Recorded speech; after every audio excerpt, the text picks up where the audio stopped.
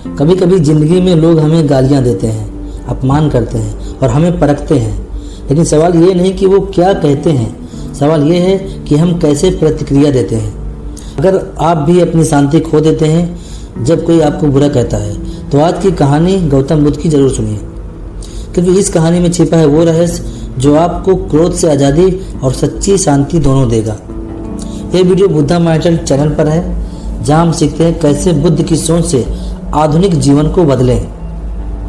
गौतम बुद्ध सत्य, अहिंसा और सहिष्णुता की प्रतिमूर्ति थे। इन्हीं सद्गुणों का उपदेश वे घूम घूम कर देते और लोगों से इन्हें अपनाने का आग्रह करते। एक दिन वो किसी गांव में पहुंचे। वहां कुछ ऐसे अज्ञानी लोग थे जो बुद्ध के विरोधी थे। वे बुद्ध को अपशब्द कहने लगे। यह देखकर बुद्ध के शिष्यों को बहुत बुरा लगा।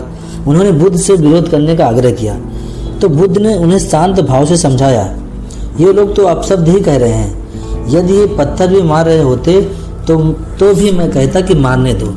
मैं जानता हूँ कि ये कुछ कहना चाहते हैं, लेकिन क्रोध के कारण कह नहीं पा रहे हैं। बुद्ध थोड़ी देर रुके और मुस्कुराते हुए बोले, 10 साल पूर्व यदि ये ही लोग मुझे गाली देते तो मैं भी नहीं गाली देता, किंतु अब तो लेन देन से मुक्ति मिल गई है।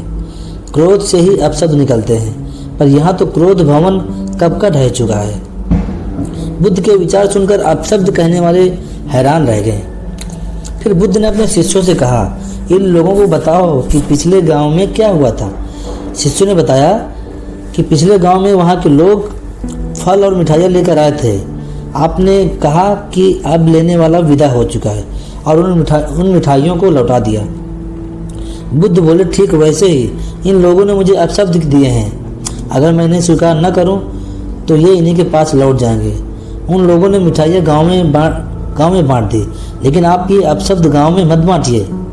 आप मुझे क्रोध नहीं दिला सकते। मैं उस खूंटी की तरह हूँ जो किसी को नहीं टांगती, फिर भी लोग उस पर वस्त्र टांग देते हैं। कथा का सार यह है कि साक्षी भाव ही सच्चे संत की पहचान है, जो अच्छे बुरे, लाभ हानि, अपमान मान इन सब भावों से ऊपर उठ जाता है, वही सच्चे अर्थों में संत कहलाता है। अगर ये कहानी आपको शांति, धैर्य और सच्ची बुद्धि की दिशा में एक कदम आगे ले गई तो इस वीडियो को लाइक करें और अपने किसी दोस्त को भेजें जो जल्दी गुस्सा हो जाता है।